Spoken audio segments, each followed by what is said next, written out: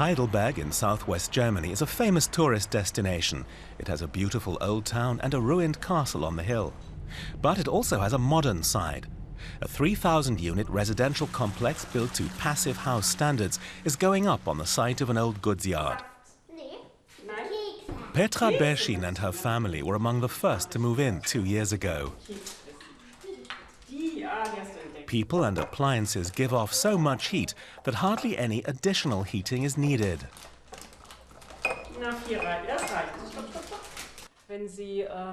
In a badly built house, or if you have single glazed windows or patio door, there'll always be a draft around your feet, or you feel it in your neck and back, and the floor will be cold. Your feet feel the cold first.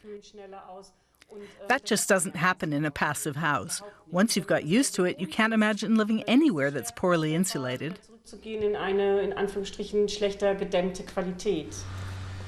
Energy expert Robert Persch was involved in the design. He says closed windows and good insulation are key. If you knock on the wall, you hear that there's no masonry just behind the surface, but a lot of insulation.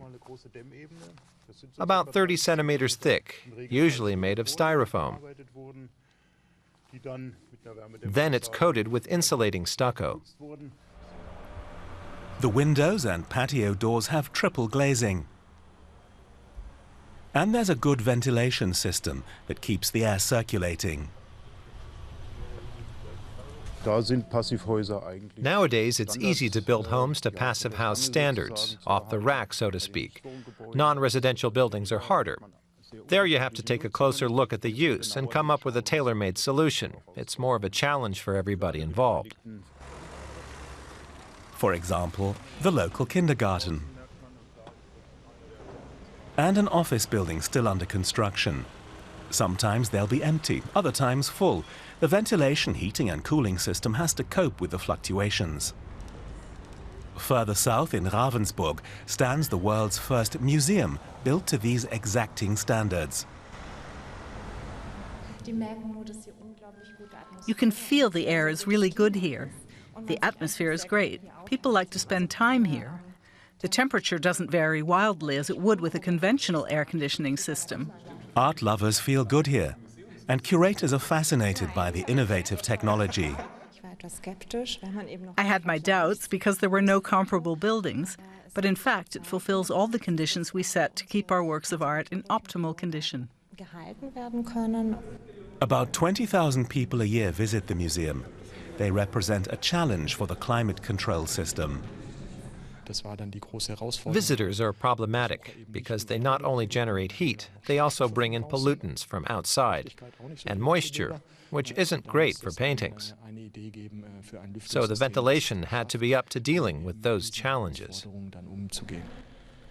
Sensors send data to the control unit, which responds to the changing conditions.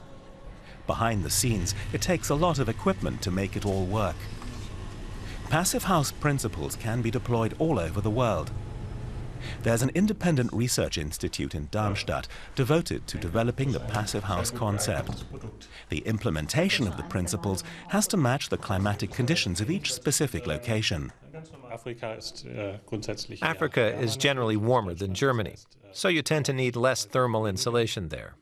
And you can use double rather than triple glazing. You can often meet passive house standards there by simpler means than in Germany. At the housing complex in Heidelberg, heating costs tend to be just 1/10 of what they would be in normal homes. And Petra Berschin, for one, says there's hardly any downside. If I'm cooking or I have guests, there might be 8 of us sitting here at the table. We'll be eating or playing a game, and then sometimes it does get hot. 8 of us are letting off heat. There are 2 options. Either you open the window or you turn the ventilation system up higher. That speeds up the flow of air, so the warm air is distributed much faster through the house. One thing you have to get used to is not to open the windows all the time. And in summer, it's important to keep sunlight off the windows so the interior doesn't heat up too much. It's easier to keep a home cool than to cool it down once it's hot.